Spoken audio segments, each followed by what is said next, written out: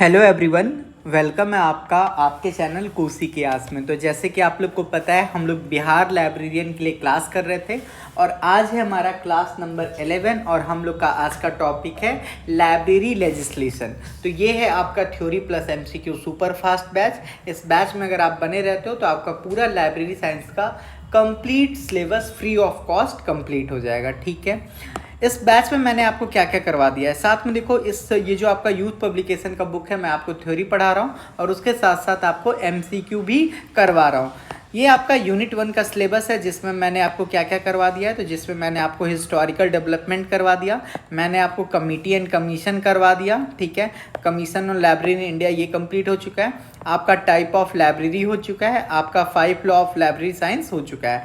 आज मैं आपको लाइब्रेरी लेजिस्लेशन कंप्लीट करवाने जा रहा हूँ। आपका लाइब्रेरी एक्ट भी कंप्लीट हो चुका है। तो हम लोग काफ़ी अच्छे से कायदे से अपने सिलेबस को कर रहे हैं ताकि आपका एग्जाम से पहले सारा का सारा टॉपिक हो जाए, एक सिंगल टॉपिक भी आपका ना बचे। इसके बाद हम लोग लाइब्रेरी एसोसिएशन स्टार्ट करेंगे। ठीक है, ये चीज़ आप समझ गए।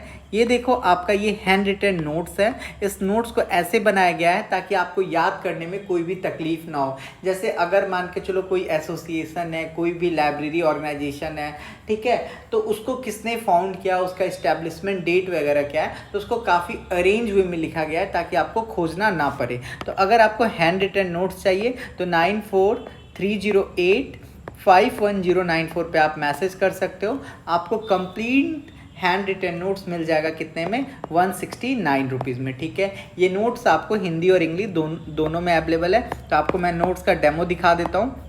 ये देखो, ये आपका हिंदी मीडियम में जो नोट्स है इस टाइप से ये आपको मिल जाएगा। तो हर एक एक चीज़ जो है काफ़ी अच्छे से लिखा गया है ताकि आपको समझने में कोई भी दिक्कत ना हो। तो आइए दोस्तों, आज का टॉपिक हम लोग स्टार्ट करते हैं। आज का टॉपिक हमारा क्या है, तो आज का टॉपिक है हमारा लाइब्रेरी लेजिस्लेशन। मैं आपके लिए नोट्स बना के लेके आया हूँ, लेकिन सबसे पहले आपको पता है कि मैं खुद से आपको लिख लिख के बताऊँगा ताकि आपके दिमाग में क्या हो, माइंड मैप बन जाए। तो सबसे पहले आप ये बात याद रखिए कि जो आपका लाइब्रेरी लेजिस्लेशन होता है, जो आपका लाइब्रेरी लेजिस्लेशन होता है, उसमें जो आपका लेजिस्लेशन वर्ड है उसका मतलब क्या होता है। तो याद रखिएगा, जो आपका लेजिस्लेशन शब्द है, जो आपका लेजिस्लेशन शब्द है, इसका मतलब क्या होता है, इसी का मतलब होता है अधिनियम। इसी का मतलब क्या होता है, इसी का मतलब होता है आपका अधिनियम। अधिनियम का अगर आप बात कीजिएगा तो अधिनियम का मतलब होता है कानून। ऐसा कानून जिसके माध्यम से आप क्या कर सकते हो, लाइब्रेरी का डेवलपमेंट कर सकते हो, लाइब्रेरी का विकास कर सकते हो, ताकि अगर जो लाइब्रेरी का आप संचालन कर रहे हो उसमें क्या हो, उसमें बेटरमेंट है, आप काफ़ी अच्छे से लाइब्रेरी का क्या कर सकते हो, लाइब्रेरी के सुविधा वगैरह का विकास कर सकते हो। ठीक है, तो जो आपका पुस्तकालय अधिनियम होता है, यानी आपका लाइब्रेरी लेजिस्लेशन होता है, ये एक ऐसा कानून होता है जिससे क्या होता है, जो आपका लाइब्रेरी होता है उसका क्या किया जाता है, संचालन किया जाता है। अब जो लाइब्रेरी होता है दोस्तों, ये तो बहुत टाइप का होता है, आपको भी पता है। एकेडमिक लाइब्रेरी होता है, स्पेशल लाइब्रेरी होता है और आपका पब्लिक लाइब्रेरी होता है। तो कौन से लाइब्रेरी के लिए आपका लाइब्रेरी लेजिस्लेशन होता है, ये आपका केवी में एक बार पूछा गया था। केवी का क्वेश्चन ये था कि बताओ, जो आपका पुस्तकालय अधिनियम होता है वो कौन से लाइब्रेरी पे लागू होता है। तो आप हमेशा याद रखिएगा दोस्तों, जो आपका लाइब्रेरी लेजिस्लेशन होता है ये हमेशा पब्लिक लाइब्रेरी यानी सार्वजनिक पुस्तकालय पे क्या होता है, ये लागू होता है। ठीक है, यानी लाइब्रेरी लेजिस्लेशन जो होता है ये हमेशा सार्वजनिक पुस्तकालय यानी पब्लिक लाइब्रेरी पे ये लागू होता है। ठीक है, ये बात आप समझ गए। जो आपका लाइब्रेरी लेजिस्लेशन होता है इसमें इस बात को बताया जाता है कि कोई भी जो लाइब्रेरी है, जैसे मान के चलो कोई लाइब्रेरी है, उसमें कर का प्रावधान होगा या नहीं होगा। अगर होगा तो कितना परसेंट होगा, 5% होगा, 10% होगा या 20% होगा। ये बात किस में बताया जाता है, तो ये बात भी आपका लाइब्रेरी लेजिस्लेशन में बताया जाता है। तो अगर आपसे कभी भी पूछा जाए कि बताओ, जो आपका लाइब्रेरी लेजिस्लेशन है इसमें कर का व्यवस्था जो होता है वो किस में होता है, तो आप लोग बोल दीजिएगा जो आपका कर के बारे में बात किया जाता है वो भी आपका किस में किया जाता है, तो लाइब्रेरी लेजिस्लेशन में किया जाता है। आई होप आपको लाइब्रेरी लेजिस्लेशन समझ में आ गया। जो आपका लाइब्रेरी लेजिस्लेशन होता है ये आपका सार्वजनिक पुस्तकालय यानी पब्लिक लाइब्रेरी के लिए होता है। इसका मतलब हो गया ऐसा कानून जिसके माध्यम से हम लोग क्या करते हैं, पुस्तकालय का डेवलप करते हैं, पुस्तकालय के बेटरमेंट के लिए हम लोग काम करते हैं, वही आपका लाइब्रेरी लेजिस्लेशन हो गया यानी पुस्तकालय अधिनियम हो गया। जो आपका लाइब्रेरी लेजिस्लेशन होता है ये आपका पब्लिक लाइब्रेरी के डेवलपमेंट के लिए क्या करता है, महत्वपूर्ण रोल आपका महत्वपूर्ण रोल निभाता है। ठीक है, अब सबसे पहले बात यह आता है कि जो आपका लाइब्रेरी लेजिस्लेशन है ये सर्वप्रथम पहली बार कहाँ आया था, यानी जो आपका पुस्तकालय अधिनियम है इसका शुरुआत सबसे पहले कहाँ हुआ था। तो आप लोग हमेशा याद रखिएगा जो आपका लाइब्रेरी लेजिस्लेशन है, जो आपका लाइब्रेरी लेजिस्लेशन है इसका सर्वप्रथम शुरुआत जो है दोस्तों ये आपका ब्रिटेन में हुआ था। कहाँ पे हुआ था? तो लाइब्रेरी लेजिस्लेशन का जो शुरुआत है ये सबसे पहले जो हुआ था ये आपका ब्रिटेन में हुआ था। अगर आपसे कभी भी पूछा जाए कि ब्रिटेन में कब हुआ था तो आप लोग बोल देना ब्रिटेन में सन 1850 में आपका जो आपका ब्रिटेन में सन 1850 में आपका पुस्तकालय अधिनियम का शुरुआत हुआ था। और उस वक्त हम लोग इस एक्ट को किस नाम से जानते थे? तो पब्लिक लाइब्रेरी एक्ट यानी सार्वजनिक पुस्तकालय अधिनियम के नाम से हम लोग इसको जानते हैं। ठीक है, तो विश्व में जो सबसे पहला पुस्तकालय अधिनियम आया था वो कहाँ पे आया था? तो वो आपका दोस्तों ब्रिटेन में आया था। वो कहाँ पे आया था? ब्रिटेन में आया था। और कब आया था? तो 1850 में आया था। अगर हम एक और को जान लें जो आपके एग्जाम में बार बार पूछा जाता है, आपसे पूछा जाता है कि ब्रिटेन के बाद पुस्तकालय अधिनियम कहाँ पे आया था, तो आप लोग याद रखिएगा ब्रिटेन के बाद जो हमारा पुस्तकालय अधिनियम था दोस्तों ये आपका कहाँ आया था? तो ये आपका अमेरिका में आया था। ये कहाँ पे आया था? अमेरिका में आया था। और अमेरिका में कब आया था? तो याद रखिएगा 1876 में आया था। ठीक है, 1876 में आपका क्या आया था? अमेरिका में सार्वजनिक पुस्तकालय अधिनियम आया था। ठीक है, तो ये तो हो गया दोस्तों आपका वर्ल्ड का बात। तो वर्ल्ड में सर्वप्रथम कहाँ पे हो गया? ब्रिटेन में हो गया। उसके बाद कहाँ पे हो गया? आपका अमेरिका में हो गया। ब्रिटेन में आपका 1850 में आपका पब्लिक लाइब्रेरी एक्ट आया था और अमेरिका में 1876 में आपका पब्लिक लाइब्रेरी एक्ट आया था। अब हम लोग बात करते हैं इंडिया के बारे में, क्योंकि हम लोग इंडिया से हैं तो इंडिया के बारे में ही हम लोग जानेंगे। ठीक है, तो आइए दोस्तों अब हम लोग जानते हैं कि भारत में पुस्तकालय अधिनियम का शुरुआत कैसे होता है।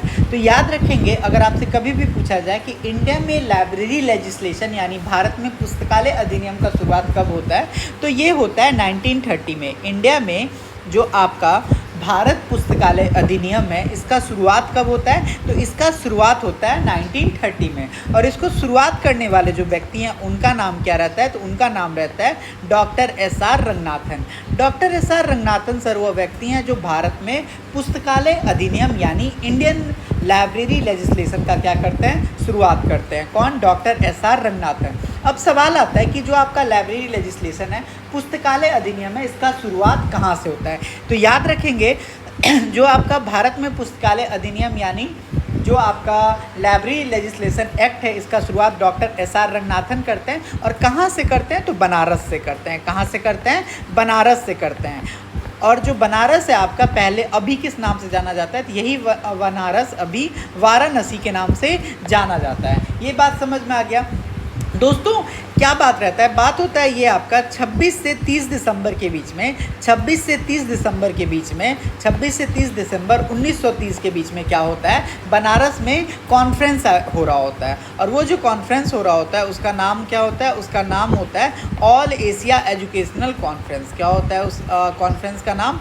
उस कॉन्फ्रेंस का नाम होता है ऑल एशिया एजुकेशनल कॉन्फ्रेंस। ठीक है, इसी कॉन्फ्रेंस में डॉक्टर एस.आर. रंगनाथन जो हैं वो आपका भारत पुस्तकालय अधिनियम को क्या करते हैं? रखते हैं। ठीक है, ये बात आप समझ गए। और ये जो कॉन्फ्रेंस होता है ये कब चल रहा होता है? तो 26 से 30 दिसंबर 1930 के बीच में चल रहा होता है। और इसी टाइम डॉक्टर एस.आर. रंगनाथन क्या करते हैं? अपना जो भारत का पब्लिक लाइब्रेरी एक्ट था इसका ड्राफ्ट को क्या करते हैं? यहाँ पे रख देते हैं इस कॉन्फ्रेंस में। और इस ड्राफ्ट को इसलिए रखते हैं ताकि इस ड्राफ्ट पे क्या हो? इस ड्राफ्ट पे डिबेट हो पाए। आई होप आपको ये बात समझ में आ गया होगा। तो अगर आपसे कभी भी पूछा जाए कि भारत में पुस्तकालय अधिनियम का शुरुआत करने वाले जो व्यक्ति हैं वो कौन है, तो भारत में पुस्तकालय अधिनियम का शुरुआत करने वाले जो व्यक्ति हैं वो डॉक्टर एस.आर. रंगनाथन है। Doctor SR. रंगनाथन इस पुस्तकालय अधिनियम का शुरुआत कहाँ से करते हैं? तो बनारस से करते हैं। बनारस में एक प्रेस कॉन्फ्रेंस चल रहा होता है जिसका नाम होता है ऑल एशिया एजुकेशनल कॉन्फ्रेंस, जो कि 26 से 30 दिसंबर 1930 के बीच में आयोजन हो रहा होता है। यहीं पे वो पब्लिक लाइब्रेरी एक्ट का क्या रखते हैं? ड्राफ्ट रखते हैं। उसको एक तरह से क्या करते हैं? पेश करते हैं। ठीक है, आई होप आपको ये बात समझ में आ गया होगा। ठीक है, और आज़ादी से पूर्व सन 1945 में कोल्हापुर पुस्तकालय अधिनियम पारित किया गया जिसे बाद में पुस्तकालय अधिनियम में मिला दिया गया। तो आप लोग याद रखिएगा कि जो आपका पब्लिक लाइब्रेरी एक्ट था वो कब आया? तो वो आपका 1930 में आया भारत में। इसको शुरुआत करने वाले जो व्यक्ति थे वो कौन थे, तो डॉक्टर एस.आर. रंगनाथन थे। कब आया था, तो 26 से 30 दिसंबर 1930 के बीच में आया था। कहाँ पे ये आया था, तो वाराणसी में आया था। वाराणसी में क्या आयोजन था, तो ऑल एशिया एजुकेशनल कॉन्फ्रेंस वहाँ पे आयोजन हो रहा होता। ठीक है, इतना बात आपको समझ में आ गया। अब आपको ये बात समझना है कि भारत में वर्तमान में कितने राज्य में आपका पुस्तकालय अधिनियम लागू है। तो सबसे पहला चीज़ आप याद रखिएगा, भारत में जो पुस्तकालय अधिनियम है वो टोटल 19 स्टेट में लागू है। कितने स्टेट में लागू है, तो भारत में जो आपका पुस्तकालय अधिनियम है ये टोटल 19 स्टेट में ये लागू है। ठीक है, आपसे पूछा जाता है कि बताओ वह कौन सा भारत का राज्य है जहाँ पे सबसे पहले पुस्तकालय अधिनियम लागू हुआ था। तो आप याद रखिएगा, जो आपका मद्रास है, जो आपका मद्रास है, मद्रास पब्लिक लाइब्रेरी एक्ट जो है दोस्तों, ये आपका भारत का ऐसा राज्य है। मद्रास पब्लिक लाइब्रेरी एक्ट जो है ये आपका भारत का पहला एक्ट है जो आपका क्या हुआ था, लागू हुआ था। मद्रास पब्लिक लाइब्रेरी एक्ट लागू कब हुआ था, तो 1948 में लागू हुआ था। और इस एक्ट में ये बोला गया था कि जो लाइब्रेरी का टैक्स होगा वो कितना होगा, लाइब्रेरी सेस जो होगा वो कितना होगा, 10% होगा। तो अगर आपसे कभी भी पूछ दिया जाए कि भारत में यानी आज़ादी के बाद जो भारत में सर्वप्रथम पुस्तकालय अधिनियम लागू हुआ था वो कहाँ पे हुआ था, तो वो लागू हुआ था मद्रास में। मद्रास जो कि अभी तमिलनाडु के नाम से भी जाना जाता है। इसी को हम लोग तमिलनाडु पब्लिक लाइब्रेरी एक्ट बोलते हैं या इसी को हम लोग मद्रास पब्लिक लाइब्रेरी एक्ट बोलते हैं। मद्रास पब्लिक लाइब्रेरी एक्ट कब लागू हुआ था, तो 1948 में हुआ था। और 10% यहाँ पे लाइब्रेरी कर से संबंधित बात किया गया। और ये जो कर होगा ये किस चीज़ पे होगा दोस्तों, तो ये कर जो होगा दोस्तों ये आपका प्रॉपर्टी पे होगा। और भारत में कितने राज्य में है आपका लाइब्रेरी अधिनियम, पुस्तकालय अधिनियम, तो 19 राज्य में है। दूसरे के बारे में बात करते हैं, दूसरा कौन सा हो जाएगा, तो दूसरा आपका आंध्र प्रदेश हो जाएगा। दूसरा कौन सा हो जाएगा आपका, Andhra Pradesh public library act. कैसे याद रखेंगे, तो देखिए डॉक्टर एस.आर. रंगनाथन कहाँ से हैं, तो डॉक्टर एस.आर. रंगनाथन साउथ के टाइप से हैं, तो इसी वजह से हमारा सारा साउथ का ही आ रहा है। तो आंध्र प्रदेश लाइब्रेरी एक्ट जो है दोस्तों ये कब आया था, तो आंध्र प्रदेश लाइब्रेरी एक्ट जो है ये आपका 1960 में आया था। ठीक है, और यहाँ पे जो आपका कर का व्यवस्था था वो कितना था, 8% था। और ये जो कर होगा ये किस चीज़ पे होगा, आपका लैंड एंड बिल्डिंग पे होगा। किस पे होगा, आपका लैंड एंड बिल्डिंग पे होगा। तो आपको पहला और दूसरा जो है ये तो आपको 100% याद रखना है। ठीक है, तो आइए मैं आपको अपने नोट्स पे लेके चलता हूँ, यहाँ से आप लोग को चीज़ें काफ़ी अच्छे से समझ में आएंगी। तो अगर आपसे कभी भी पूछा जाए कि भारत में पुस्तकालय अधिनियम यानी आज़ादी के बाद जो सबसे पहला राज्य जहाँ पे आपका लाइब्रेरी लेजिस्लेशन एक्ट लागू होता है वो क्या हो जाएगा, वो हो जाएगा आपका मद्रास पब्लिक लाइब्रेरी एक्ट। कब लागू होता है, तो 1948 में आता है। और यहाँ पे जो लाइब्रेरी का कर का बात होता है वो कितना होता है, वो 10% होता है। ठीक है, और किस चीज़ पे, प्रॉपर्टी टैक्स पे।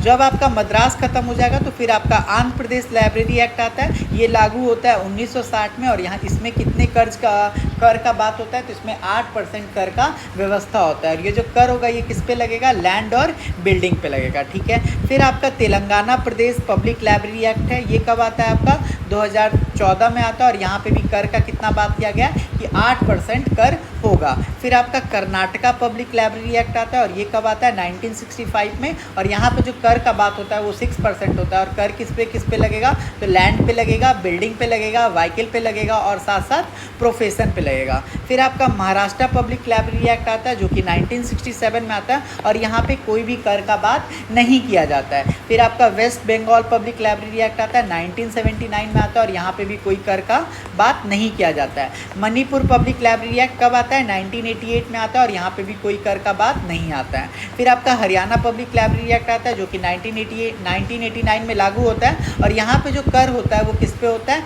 लोकल बॉडी को देना होता है। ठीक है, फिर आपका केरला पब्लिक लाइब्रेरी एक्ट आता है जो कि 1989 में आता है और यहाँ पे जो कर होगा वो कितना होगा, 5% होगा। और किस चीज़ पे होगा, प्रॉपर्टी टैक्स पे होगा या एक्सपेंडिचर ऑन एजुकेशन पे होगा। गोवा पब्लिक लाइब्रेरी एक्ट जो होता है ये आपका 1993 में होता है और यहाँ पे सबसे कम दर में कर होता है 0.50। लेकिन अब जो गोवा पब्लिक लाइब्रेरी एक्ट है इसका कर को क्या कर दिया गया है, समाप्त कर दिया गया है। तो अगर आपसे पहले पूछेगा कि कितना था तो 0.50 और अगर अभी वर्तमान में पूछेगा तो आप बोलेगा कि गोवा पब्लिक लाइब्रेरी एक्ट में भी है नो लाइब्रेरी कर यानी नो लाइब्रेरी सेस का व्यवस्था है। फिर आपका मिजोरम पब्लिक लाइब्रेरी एक्ट, ये 1993 में आता है और यहाँ पे भी कोई कर का प्रावधान नहीं है। गुजरात पब्लिक लाइब्रेरी एक्ट 2001 में आता है, यहाँ पे भी कोई कर का प्रावधान नहीं है। उड़ीसा पब्लिक लाइब्रेरी एक्ट 2001 में आता है, यहाँ पे भी कोई कर का प्रावधान नहीं है। उत्तर प्रदेश लाइब्रेरी एक्ट 2006 में आता है, यहाँ पे भी कोई कर का प्रावधान नहीं है। उत्तराखंड पब्लिक लाइब्रेरी एक्ट यहाँ 2005 में आता है और यहाँ पे भी आपका कोई भी कर का प्रावधान नहीं है। फिर आपका पौंडीचेरी पब्लिक लाइब्रेरी एक्ट, ये आपका 2007 में आता है और यहाँ पे भी कोई कर का प्रावधान नहीं है। छत्तीसगढ़ पब्लिक लाइब्रेरी एक्ट 2008 में आता है और यहाँ पे भी कोई कर का प्रावधान नहीं है।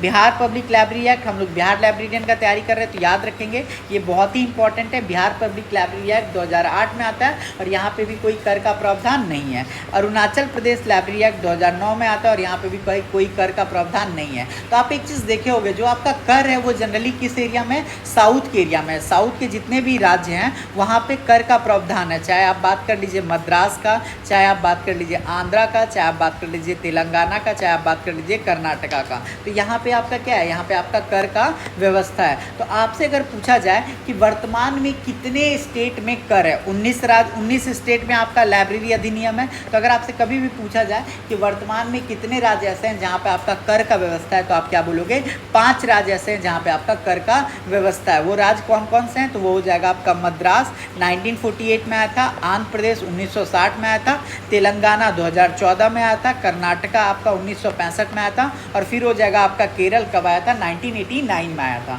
तो ये हो गया आपका लाइब्रेरी लेजिस्लेशन। बिहार के बारे में थोड़ा पढ़ लेते हैं क्योंकि हमारा ये बिहार लाइब्रेरियन का बैच है।